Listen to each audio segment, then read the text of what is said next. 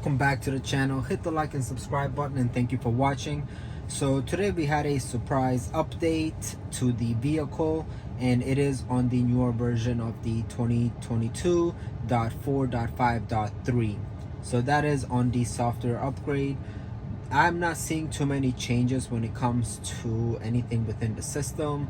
You still have pretty much everything the same, information presented to you, nothing in there.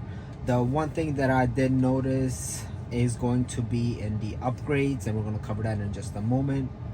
The other thing that some people were stating is we might see away from the toy box, where we have the boom box as an option to have different sounds.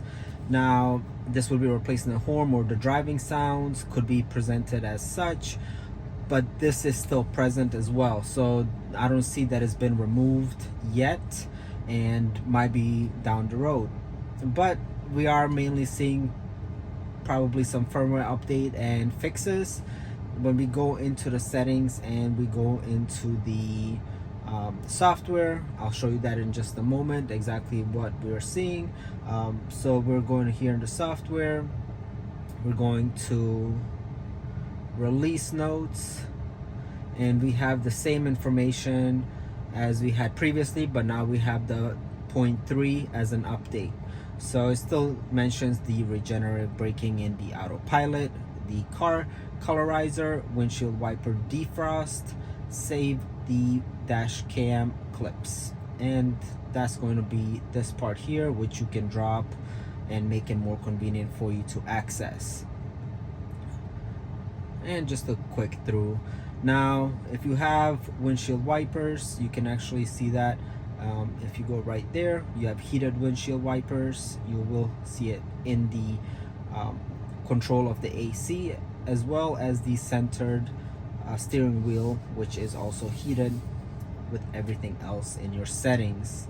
Now I'm surprised that they did not put the 4.5 separate from the 4.3, but I think it's just more of an enhancement to what they released in the 4.5. But there is a new feature or update, and you can do it two ways.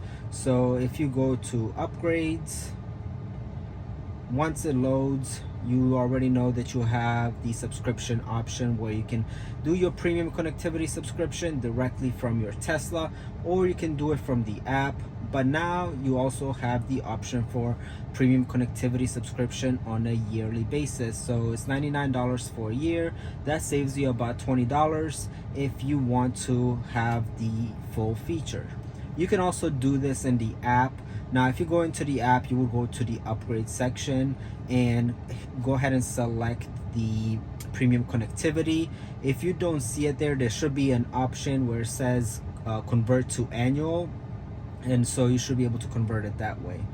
My belief is that it will still stick with this car, and if you are planning on changing your car, you might be better off just staying on a monthly connectivity plan, just because if you do get a new car and you cancel it, it might not be able to convert over into the new one, because it might not be profile based, it might be car based.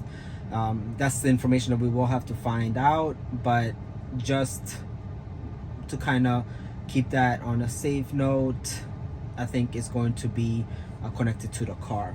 The other thing that we don't see is the full self-driving. You can upgrade that within the app, and if you go into the app, it's $199 for 1 month to have the full self-driving. You can also purchase the full self-driving for $12,000. It would be nice to see a subscription based within the vehicle where you can enable it. And there's been rumors and speculation, just like they had about this, that we will see a yearly plan which will be a little bit cheaper. So that might be another option. If you can get your full self-driving for $99 a month for 12 months, some people might be more likely to go that route, just because they could be updating cars. More owners are keeping their cars between 2 to 3 years, especially with Teslas, and then changing them over. And that's more of recent, because of just the car prices and wanting the newer technology. and I can see people upgrading from their 2020 or 2021s to the new 2022s, especially if we get information on the Teslas coming from Austin with the 4680 battery cells and the new structure battery pack. It all depends on what they will offer. This Tesla in particular, that if you watch my other content, is using the AMD chipset. It has the heated wipers, it has the Michelin tires, and it is a Model Y performance. We will be doing a lot more videos on it. We'll be covering everything from the delivery, which we kind of already did, but we're going to go a little bit more in depth. We're going to be trying to compare it to the Ioniq 5, as well as just having more discussions. We've done some changes to the vehicle, and it's minor changes, removing or coloring the Tesla emblems, and you can see the video on that as well. Now everybody's settings are different, and the one thing that I will test out and see if they've adjusted is the lighting. So I currently have auto high beam, and one thing that I noticed is its accuracy can be a hit or miss. Driving on the road, I've had a couple people flash their lights at me because it does not disengage until a little bit late, once the car actually has passed, and then it turns back on.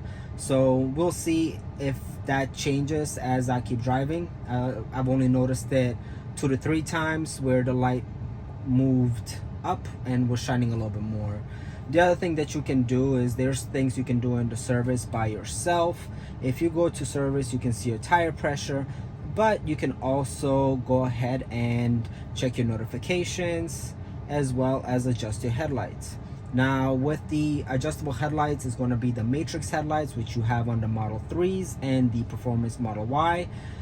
You can adjust those to elevate a little bit higher. When I received my Model Y Performance, the headlights were very low, and I moved them up a little bit just so I can see more of the road, not just a little bit in front of me. So you can definitely do that within the service section. You don't necessarily have to reach out to a service provider or your Tesla service center. You can go ahead and do some of those yourself.